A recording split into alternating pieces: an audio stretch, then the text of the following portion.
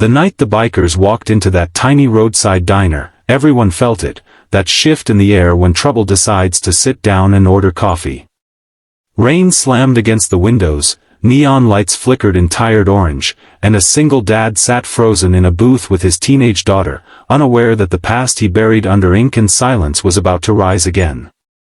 What happened next would leave an entire gang speechless, and bring one young woman to tears.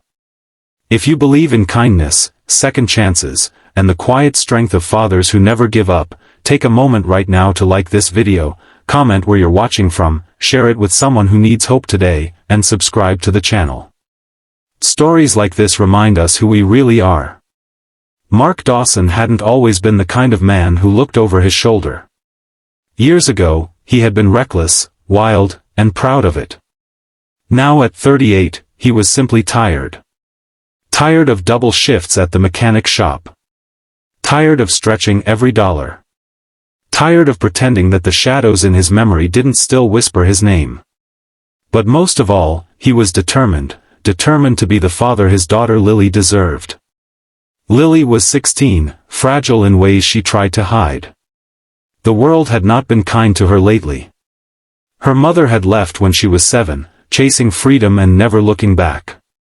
Since then, it had just been the two of them, school lunches packed at 5 a.m., late-night homework help, whispered reassurances through anxiety attacks. Mark wasn't perfect. He was rough around the edges, with calloused hands and a past he refused to discuss. But every sacrifice he made for her. That night, the diner was supposed to be a small celebration. Lily had passed her driving test. Mark had promised milkshakes, even if it meant skipping his own dinner tomorrow. She smiled for the first time in weeks as the waitress set down her strawberry shake topped with whipped cream and a cherry. For a moment, it felt like life might finally ease up. Then the motorcycles roared outside. 4 of them. Engines growling like predators in the rain. The front door swung open, bringing in cold wind and leather jackets soaked with stormwater.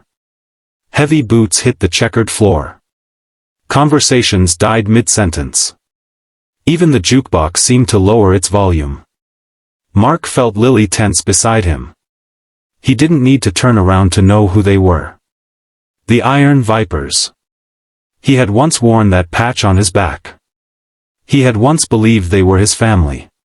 He had once nearly lost everything because of them. 3 men approached the counter, laughing too loud, claiming space like they owned it. The 4th lingered near the entrance, scanning the room, until his eyes locked onto Mark. Recognition spread slowly, like a spark finding gasoline.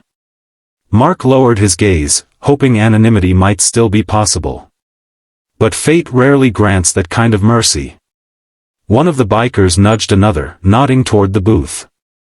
Within seconds, all 4 were staring. And then she stepped forward. A young woman in a black leather jacket, long dark hair damp from the rain, eyes sharp yet strangely uncertain. She was maybe 22. Too young to be wrapped up in men like these. She was the girlfriend of the gang's current leader, though Mark didn't know that yet. She looked at him carefully. Not with anger. Not with mockery. With curiosity. Mark's pulse pounded. Lily's fingers gripped his sleeve. He knew what they were thinking. Traitor. Coward. The one who walked away.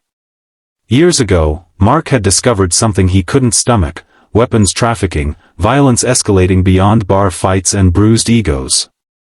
When a warehouse job went wrong and an innocent security guard was shot, something inside him broke. That night, he left the Vipers without warning. He vanished. He changed towns. He chose diapers and midnight lullabies over engines and chaos. He had never told Lily any of it. The bikers approached their booth. Mark's jaw tightened, but he kept his voice calm when one of them sneered, asking if he remembered his old brothers. Lily's eyes darted between them, fear pooling like tears ready to fall. And then it happened. The young woman's gaze dropped to Mark's forearm. The tattoo. He had kept it hidden for years under long sleeves. Tonight, distracted and comfortable in the diner's warmth, he had rolled them up. The ink was faded but unmistakable, the Iron Viper's emblem, but with one addition carved over it later. A small pair of angel wings. And beneath it, a date. The date of the warehouse shooting. The date of the security guard's death. The woman stepped closer, her expression shifting. She asked quietly why he had marked it that way. Mark hesitated. For years, he had carried the guilt alone. He could have denied involvement. Could have pretended ignorance.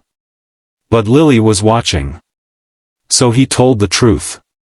He spoke of the night everything changed. Of the man who died protecting nothing more than a paycheck. Of holding that man's trembling hand until sirens came too late. Of realizing that loyalty without morality is just cowardice wearing a patch. He spoke of leaving because he refused to let his daughter grow up visiting him in prison, or worse, at a grave.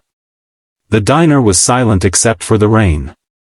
The bikers shifted uncomfortably. And the young woman began to cry. Not loud sobs. Just silent tears rolling down her cheeks as she stared at the wings inked into his skin. Her older brother, she confessed in a trembling voice, had died in a job gone wrong years ago. The story she'd been told never made sense. She had blamed rivals. She had blamed police. She had never considered that maybe the truth was uglier, that recklessness and pride had stolen him. She looked at Mark not as a traitor, but as someone who had chosen differently. The gang leader barked at her to step back, embarrassed by her emotion. But something had shifted. Doubt had entered the room like a draft under the door. Mark didn't threaten them. He didn't beg. He simply placed his hand over Lily's and said he made a mistake once, joining something that glorified destruction, but he would never make the mistake of choosing it over his child again. You made a mistake, one of the bikers muttered, half accusation, half uncertainty. Mark nodded. Yes, he admitted. But I fixed it. The words hung heavy. Because deep down, every one of them knew they still had time to fix theirs. The gang left not with fists thrown or threats shouted, but with silence trailing behind them. The young woman glanced back once, wiping her tears, something awakening behind her eyes, maybe courage, maybe clarity. When the diner door closed, the air felt lighter. Lily stared at her father like she was seeing him for the first time. Not just as the man who packed lunches and fixed engines, but as someone who had fought a war inside himself and won. She wrapped her arms around him, trembling. Mark held her tightly, realizing that redemption doesn't arrive with applause. It arrives quietly, in milkshake glasses half finished, in rain-soaked nights, in the decision to be better than yesterday. If this story touched your heart, if you believe people can change and that love is stronger than any past mistake, please take a moment to like this video, share it with someone who needs encouragement, and subscribe for more stories that restore faith in humanity.